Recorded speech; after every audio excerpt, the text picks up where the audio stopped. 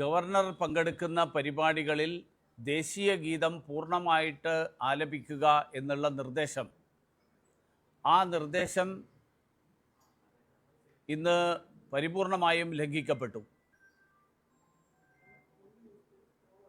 വന്ദേ മാതരത്തിൻ്റെ 150-ാം വാർഷികത്തോടനുബന്ധിച്ചാണ്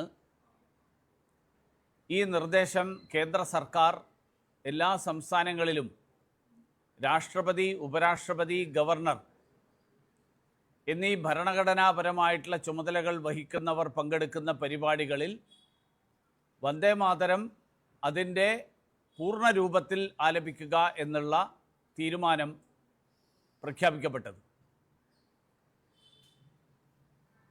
വാസ്തവത്തിൽ ഇന്നത്തെ കേരള നിയമസഭയുടെ ഈ നടപടി ലോക് ഭവനെയും ഗവർണറെയും അതോടൊപ്പം ദേശീയ ഗീതത്തെയും അനാദരവ് കാണിക്കുന്ന നടപടിയായി.